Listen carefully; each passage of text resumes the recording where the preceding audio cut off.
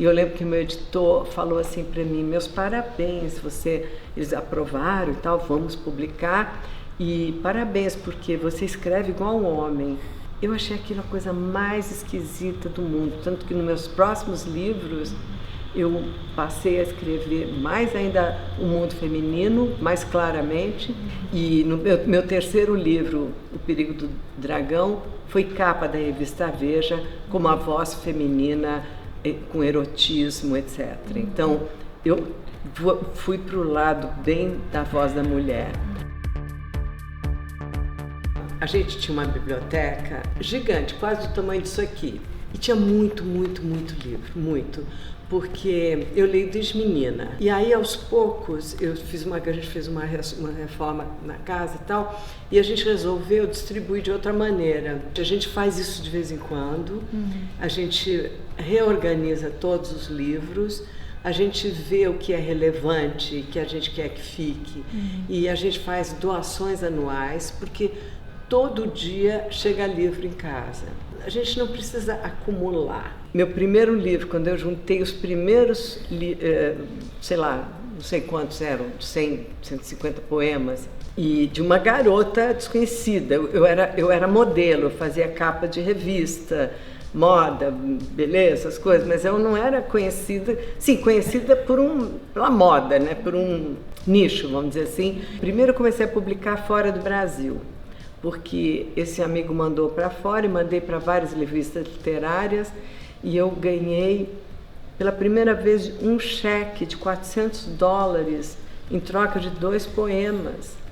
E aquilo para mim era uma fortuna, eu nunca tinha visto assim. Imagina você vender poesia, e aquilo para mim descortinou o mundo.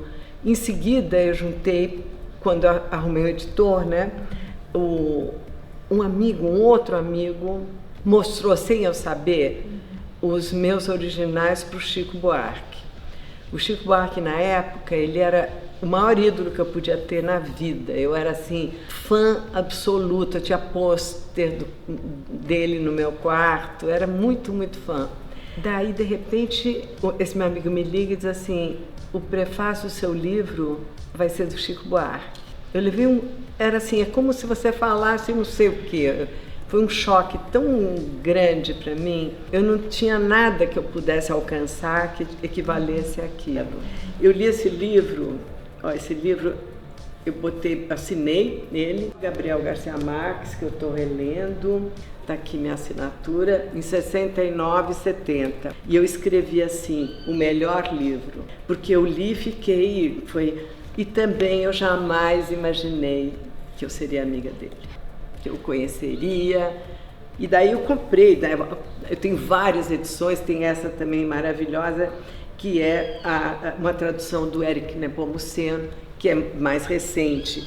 Mas esses livros são livros importantíssimos para mim, né? Do Huxley aqui, o Cortázar foi importantíssimo, o Huxley foi importantíssimo, e o Ulisses, do James Joyce, que era um livro tabu, porque é o tamanho do livro, né? É de 67. Eu comprei esse livro, devia ter, assim, adolescente. Vivi em bibliotecas, eu vivi em livrarias, eu queria saber o que tinham lançado. Quando esse livro saiu, todo mundo falava desse livro, mas quem falava eram os adultos, né? Não uma garotinha adolescente, mas eu era muito metida, muito pretensiosa na época.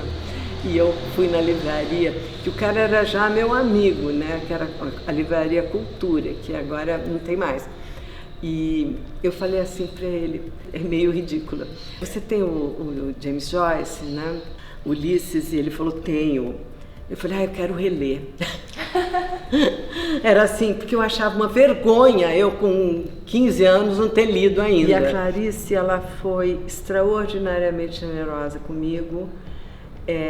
Ela me pegou essa menina que tinha com um livro apenas de poesia ainda por cima, pegou pela mão, me convidou para a casa dela, fui à casa dela no Rio de Janeiro algumas vezes, conversava comigo de tarde e me dava assim os melhores toques e conselhos que uma pessoa como ela podia dar. E uma das coisas curiosas que ela falou para mim, que eu nunca esqueci, ela recebeu do correio um cheque da editora dos livros dela, e eu lembro que na época era assim, 16 cruzeiros, que era a moeda vigente, que era uma bobagem, era alguma coisa que você compraria um sanduíche. E ela falou, Bruna, ela tinha um sotaque assim, Bruna, aqui meus direitos autorais. E ela falou assim, mas você precisa ter outra profissão, você não vai conseguir se sustentar com literatura.